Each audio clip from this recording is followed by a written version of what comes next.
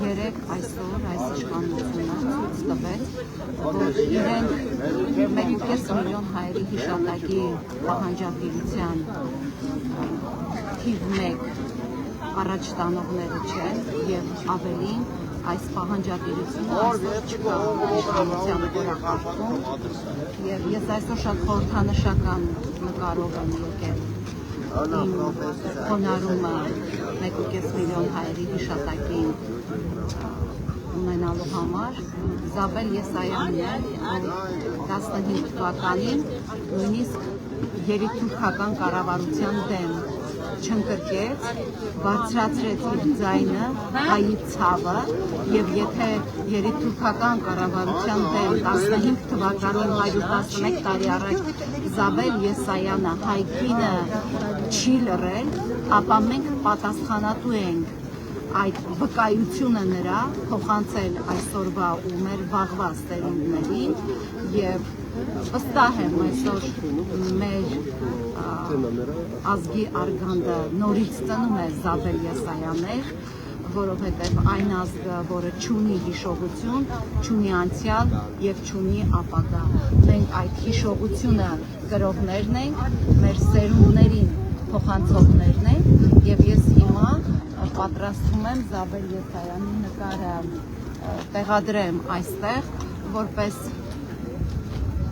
հայրենասեր կնոջ եւ միակ կինն է եղել, ով եղել է երիտթուրքերի աքսորի ցուցակում, թեպետ ինքը հետո փախել է, բայց միևնույն է իրեն արտաքսել են Բաքվի բանտում են 62 տարեկանում, որևէ մեկ այդպես էլ չի իմացել, թե ինչ եղավ նրա հետագա ճակատագիրը, թե պարզ է Բաքվի բանտում ինչ կարող էր լինել հայ կնոջ ճակատագիրը, եւ ես այսօր այստեղ եմ, որպեսզի ասեմ,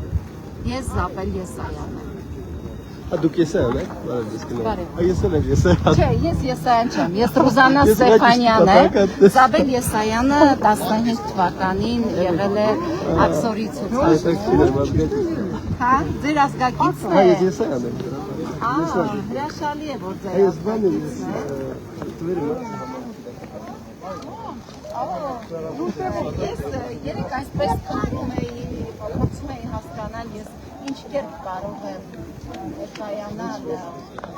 ուշահամալիր, որովհետև հիմա ցեղասպանության պահանջատիրությունը հետ է մտված հայկական իշխանության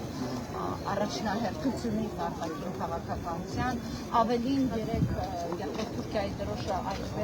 այնպիսի մի վայնասուն կապեցին, կարծես թե մենք Էրդողանի հետ ենք ինչ-որ բան արել, ինձ դա մեծ ցավ պատճառեց եւ ես այսօր հենց այս խորհրդանշական ձեր ազգակցի նկարով եմ այստեղ, որպեսզի ասեմ, որ հայ ազգի արգանդը ծնել եւ շարունակել է ծնել Զաբել Եսայանը։ Զաբել Եսայանը 64 տարեկան է։